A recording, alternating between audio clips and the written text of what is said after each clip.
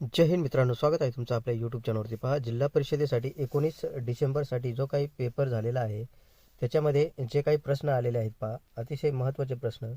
हेच प्रश्न तुम्हाला पुढे येणाऱ्या परीक्षेला येऊ शकतात. त्यामुळं प्रश्न नीट समजून घ्या, नेमकं कशा पद्धतीनं IBPS कंपनीने प्रश्न विचारलेले होते.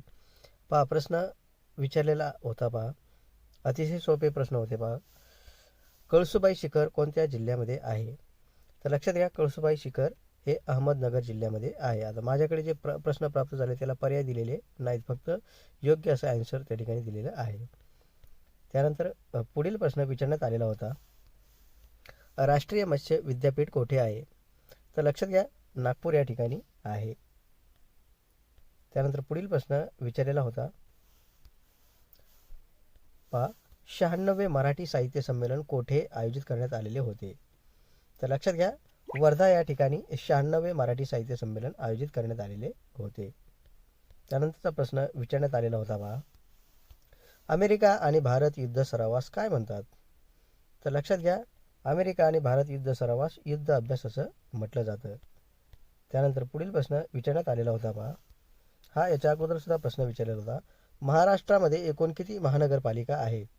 तर लक्षात घ्या, आपल्या महाराष्ट्र राज्यामध्ये 29 महानगरपालिका आहेत आणि शेवटची जी आहे 29वी ती आहे जालना, हे देखील आपण लक्षात घ्या.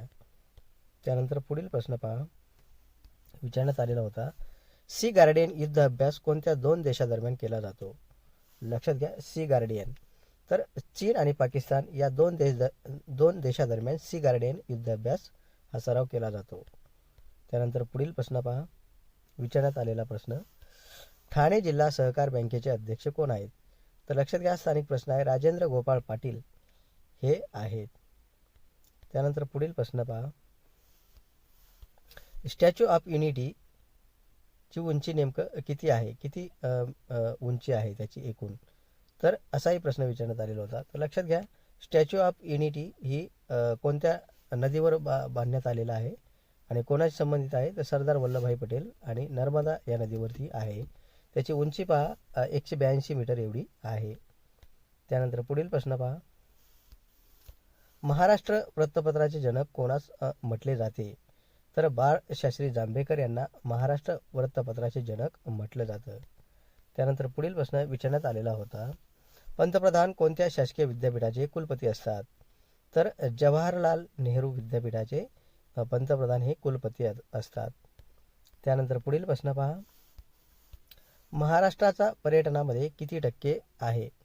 महाराष्ट्राचा पर्यटनामध्ये किती टक्के भाग आहे? असाही प्रश्न विचारण्यात आलेला होता. तर 7% आहे. त्याच्यानंतर पुढील प्रश्न पहा, MIDCचे CEO कोण आहेत? तर विपिन शर्मा हे MIDCचे सध्याचे CEO आहेत. त्यानंतर पुढील प्रश्न विचारण्यात आलेला पहा, पहिले पर्यटन धोरण केव्हा जाहीर झाले होते? तर लक्षात घ्या, 1982 रोजी पहिले पर्यटन धोरण जाहीर करण्यात आलेले होते. त्यानंतरचा प्रश्न पहा, द्राक्षाची राजधानी कोणती आहे? तर आपल्या महाराष्ट्राची जी काही द्राक्षाची राजधानी आहे ती नाशिक या ठिकाणी आहे. त्यानंतर पुढील प्रश्न विचारण्यात आलेला होता, पहा, चालू घडामोडीवर, वर्ल्ड कप 2023 मध्ये सर्वाधिक विकेट घेणारा खेळाडू कोणता? तर लक्षात घ्या, मोहम्मद शमी या खेळाडूने सर्वात जास्त वर्ल्ड कपमध्ये विकेट घेतलेल्या आहेत आणि 24 विकेट एवढ्या घेतलेल्या आहेत 7 सामन्यामध्ये. त्यानंतर पुढील प्रश्न पहा, ऊर्जा संवर्धन दिन केव्हा साजरा केला जातो? तर लक्षात घ्या, 14 डिसेंबरला ऊर्जा संवर्धन दिन साजरा केला जातो. त्यानंतरचा पुढील प्रश्न आहे, पहा, ॲमेझॉनचे नवीन केंद्र कोठे स्थापन करण्यात आलेले आहे? तर ॲमेझॉनचे नवीन केंद्र मुंबई शहरामध्ये स्थापन करण्यात आलेले आहे.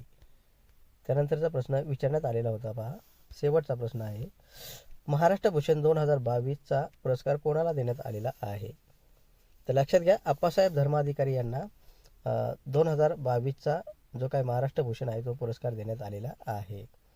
तर या व्हिडिओमध्ये आपण 19 डिसेंबरला जे काही प्रश्न पाहिले आहेत ते 19 डिसेंबरचे महत्त्वाचे प्रश्न, जे GKचे प्रश्न विचारण्यात आलेले होते ते प्रश्न आपण या ठिकाणी व्हिडिओच्या माध्यमातून पाहिलेले आहेत. अशाच प्रकारचे नवनवीन अपडेट्स पाहण्यासाठी कृपया चॅनल सबस्क्राईब, लाईक, शेअर देखील करा. धन्यवाद.